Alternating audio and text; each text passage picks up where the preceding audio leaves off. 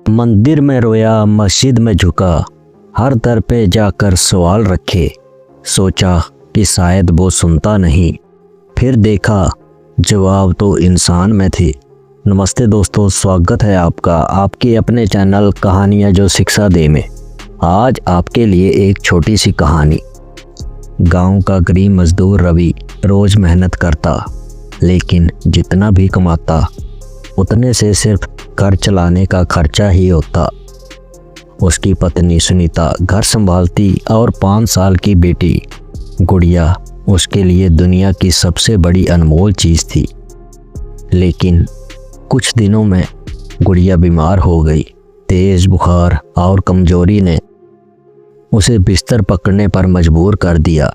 गांव के वैद्य डॉक्टर ने दवा तो लिख दी, लेकिन उसे खरीदने के लिए उसके पास पैसे नहीं थे। रवि दिन भर काम करता था, लेकिन जो भी कमाता वह कर्ज चुकाने और खाने में खर्च हो जाता। उसने गांव के साहूकार से भी मदद मांगी थी, लेकिन वह बिना ब्याज के पैसे देने को तैयार ही नहीं था। हर रात रवि मंदिर जाता और भगवान के सामने हाथ जोड़कर सिर्फ प्रार्थना करता कि हे भगवान, मेरी बेटी को बचा लो, मेरी मदद करो। मैं और कुछ नहीं चाहता, बस मेरी गुड़िया ठीक हो जाए। पर हर दिन उसकी बेटी की तबीयत और बिगड़ती जाती। जब कुछ भी नहीं बदला तो एक रात रवि मंदिर में भगवान की मूर्ति के सामने खड़ा हो गया और गुस्से में बोला, क्या तुम सिर्फ पत्थर के हो? क्या मेरी प्रार्थना तुम्हारे कानों तक नहीं पहुंचती? अगर मेरी बेटी को कुछ हुआ तो मैं इस मंदिर में कभी नहीं आऊँगा। वह निराश होकर घर लौट आया। उस रात तेज बारिश हो रही थी। रवि और सुनीता जाग रहे थे, क्योंकि गुड़िया का बुखार और बढ़ गया था। अचानक दरवाजे पर दस्तक हुई। रवि और उसकी पत्नी चौंक गए। इतनी रात को कौन आ सकता था? रवि ने जैसे ही दरवाज़ा खोला तो देखा बाहर गांव के बाबा रामदास खड़े थे।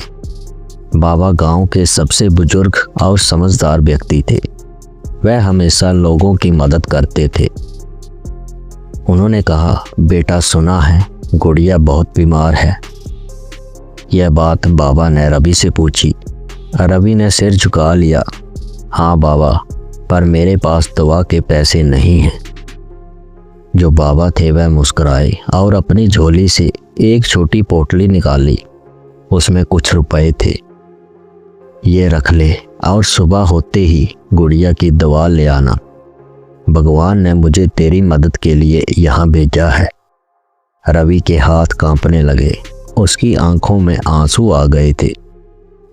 पर बाबा, आपको कैसे पता चला कि मेरी बेटी बीमार है? बाबा फिर मुस्कुराए और बोले, भगवान सबकी सुनते हैं बेटे, बस हम पहचान नहीं पाते कि उनकी मदद किस रूप में आती है। रवि को अपनी गलती का एहसास हुआ। उसने बाबा के पैर छुए और दिल से भगवान को धन्यवाद भी दिया।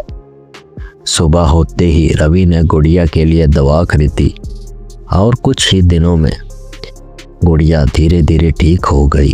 दोस्तों, इस कहानी का सार भी यही कहता है कि भगवान हमारी प्रार्थनाएं सुनते हैं, लेकिन उनकी मदद हमेशा सीधे नहीं आती। वह किसी न किसी के रूप में माध्यम से हमारी सहायता भेजते हैं। हमें केवल उसे पहचानने की ज़रूरत होती है।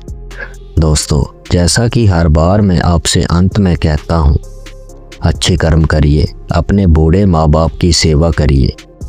और ये कहानी अच्छी लगी तो वीडियो को लाइक करें, अपने परिवार दोस्तों के साथ शेयर करें और हाँ, कमेंट करके ज़रूर बताएं कि कहानी कैसी लगी। और ऐसी ही और कहानियों के लिए इस चैनल को भी सब्सक्राइब करें। आपका समय शुभ रहे। धन्यवाद।